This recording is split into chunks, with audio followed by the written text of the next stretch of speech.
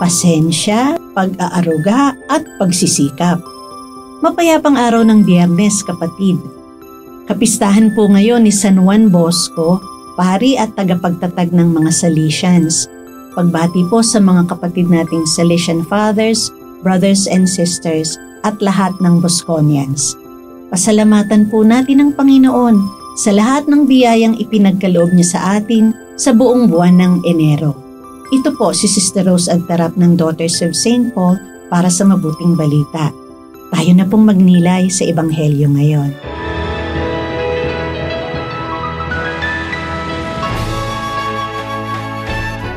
Sinabi ni Jesus sa mga tao, maihahambing ang kaharian ng Diyos sa paghahasik ng isang tao ng buto sa lupa.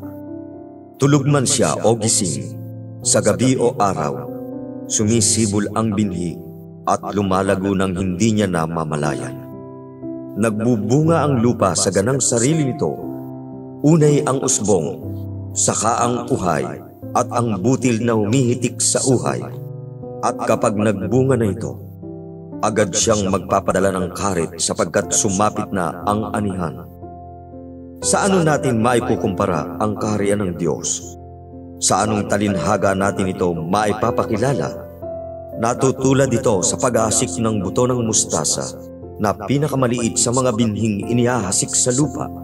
Ngunit pagkahasik nito, tumataas ito at lumalaki na higit pa sa lahat ng gulay at nagsasanga ng malaki hanggang sumilong sa kanyang lilim ang mga ibon sa langit.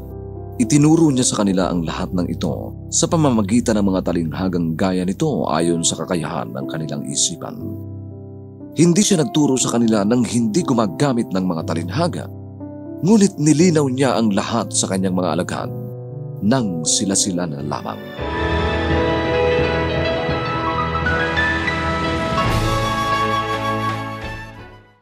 Ay 4 na dekada na nang nakalipas nang regaluhan ako ng isang kaibigan ng punla ng puno ng chiko.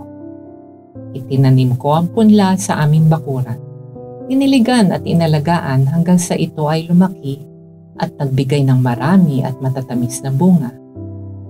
Kahit nabali ang mga sanga nito dahil sa isang malakas na bagyo, lumago ulit ito. Patuloy na nagbibigay ng prutas at silong sa amin at sa iba't ibang klaseng mga ibon.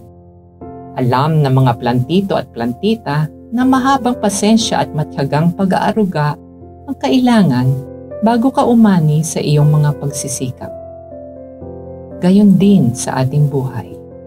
Lumalakas ang ating pananampalataya sa bawat tagumpay at krisis. Hindi naiinip ang Diyos sa ating paglago.